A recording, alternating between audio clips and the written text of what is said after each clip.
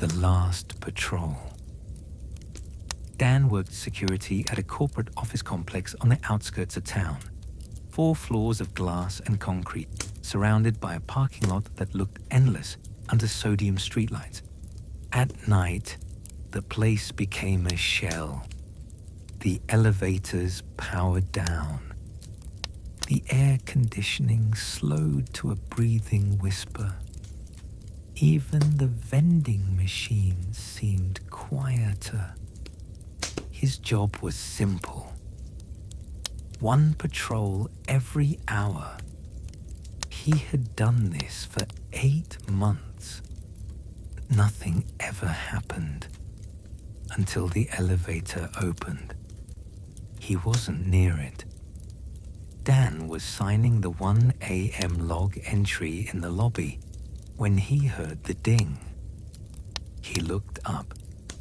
The elevator doors slowly slid apart. No one stepped out. He frowned. Maintenance must have reset it, he muttered. He walked over and pressed the button. No light, no response. But the doors stayed open, and inside, the floor indicator read 5. The building only had 4 floors. He took the stairs. Security rule: never use elevators during a malfunction. By the 3rd floor, he felt it. The strange pressure of being watched. Not fear yet, just awareness. Like entering a room mid-conversation. The hallway lights flickered once as he stepped out. Office cubicles stretched endlessly in rows. Computer monitors black. Chairs empty. Then he heard typing. Very soft, very fast, from the accounting department. Dan walked toward it slowly. "Hello," he called. The typing stopped. He turned the corner. Every computer was off. But 1 chair was gently spinning. He stared at it. It slowed and stopped facing him. The indentation in the cushion looked fresh, warm. Back in the security room, Dan checked the CCTV monitors. Camera 12, accounting floor, showed movement. A person walking between cubicles. He leaned closer. The figure looked wrong. Not transparent, not shadowy, just darker than the hallway, like a person cut out of the image. He rewound the footage. The timestamp read 2:13 a.m. Dan froze. His watch read 2 o'clock, 2 a.m. The camera was showing the future. On screen, the figure stopped, turned toward the camera, and lifted a hand, waving at him. He shouldn't have gone back upstairs. Every instinct told him not to. But security training beats instinct. You verify disturbances. The 3rd floor lights were now off. He didn't remember them shutting down. His flashlight beam cut through the darkness. Cubicles looked taller now. The ceiling lower. He reached accounting. The chair was no longer spinning. It was pulled out, waiting.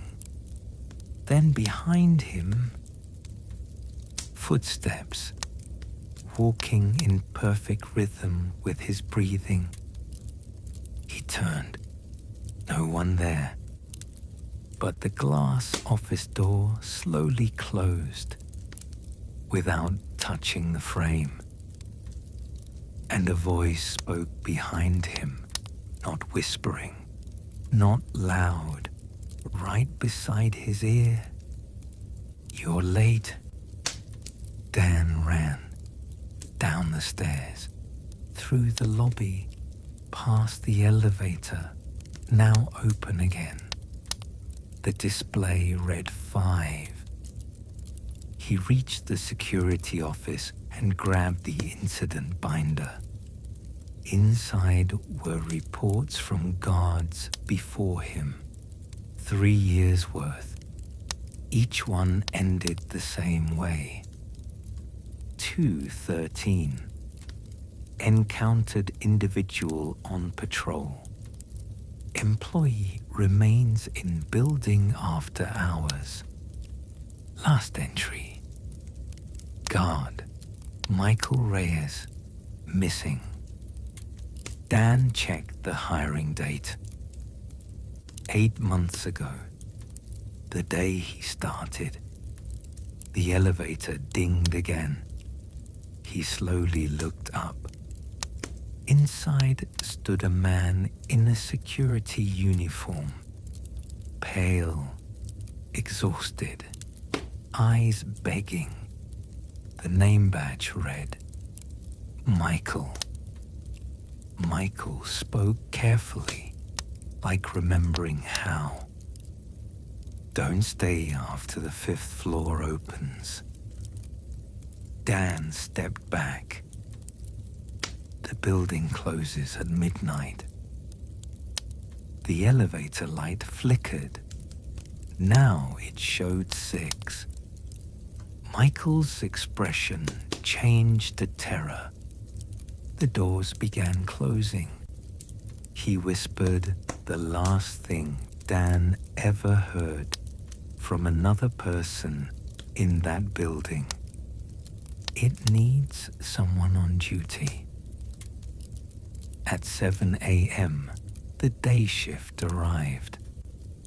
They found the security desk empty.